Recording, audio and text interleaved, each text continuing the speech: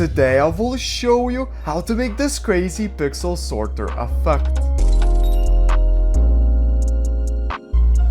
Yo, it's Povikas here, and yeah guys, today's effect is pretty much like a classic in video editing scene, but I'll make it a little bit differently with my own style, and I'll also do a really nice edgy dark version at the end of the video, so I'll definitely recommend to stick around for that. And also guys, if you're new to the channel, my name is Povikas and I've been a video editor for over 7 years now, and I also run a super dope video editing website called povikas.com where I have insane video editing presets that I use to save a bunch of time in my edits. I'll have linked in the description my all packs bundle, which is all of my presets packs combined, if you're interested. But anyways, let's get into the tutorial. Alright guys, so in After Effects I have a bunch of clips of Ken Carson from one of his music videos, and what we can do is we can instantly press Ctrl+Y to make a new adjustment layer on which we will make this whole effect. So the effect we need to add here is kind of obvious, but it's as pixelsort. So this effect does require the Sapphire plugin, but at least most editors do have the Sapphire plugin, so I hope you have the plugin. And here I like to make the sort angle to 90, although you could keep it at 0 to make the direction 90 degrees, and the threshold I like to make it to 0.15 to make it a bit stronger. But the tactic I like to use is I like to make the randomly restored sort to 0, and it's going to look like that, which actually looks super dope. And I also like to go to threshold and hold Alt and press on this stopwatch. And here I like to type wiggle parentheses 5, 0.2. And this will pretty much flicker the pixel sort. It will make the pixel sort change 0.2 by the frequency of 5. So now let's click out of it. And as you will start to see, it's going to be changing a little bit. It's not going to be like a huge change, but you will notice it. It's actually going to be really dope. And as you can see, that is just super amazing. And another version I like to use is I like to go to sort type, and I love to use saturation. It's going to be way different than the version we just had, but just look how it's gonna look. I don't even know like how to even explain it. It just looks super edgy, super cool. But another thing you can do, which is a really fun thing you can do, is I like to make the soften threshold mask to 0. So now it just looks insane. I mean, you can either make it with saturation or monochrome. Those are the two best ones. And I also like to add an optional effect, by the way. It's SJPEG damage to make it a little bit cooler, and I like to make the res rel x to 2 to damage the look more. Yeah, this pretty much just damages the look. One thing you might notice is on dark clips, saturation does not work, so you just have to make it to monochrome. And with monochrome, it works and it looks hella dope. But guys, remember, I told you, we're gonna make some different variations, and this variation is absolutely crazy. So what you need to do right now is add invert if you want to do the second variation, and put it on top of S pixel sort. But below everything, we need to add S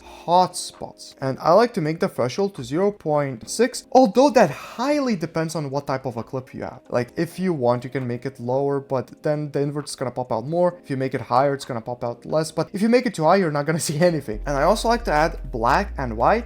This clip was already black and white, but for the other clips, it's not gonna be black and white instantly, so that's why I like to make black and white. I mean, look at before and after. Now another thing you need to do is press Ctrl+Y and add motion tile if you get these white bars, and I like to make the output width to 80. And I mean, just look at this effect before and after. Absolute banger of an effect. But you can also just turn off the invert and have a way different version. Oh yeah, let's also turn off the black and white and that's hotspot. So this is the first version we made. And another cool thing you could do is you can press Ctrl+Y, and I'm gonna go to animation preset, user presets, and I'm gonna drag and drop a couple of really cool presets to show you how much cooler this could actually look. So I'm gonna go to my OPM presets pack, and here I'm gonna just drag and drop the literal first effect I have, which is OPM 1, and drag and drop it on a new adjustment layer, and it's going to look absolutely amazing. Look how crazy that looks, by the way. What? That is insane. Wait, I want to see this one. Yeah, just super edgy. This is like the Ken Carson style. Oh yeah, another bang one is OPM 16. You can just double press, and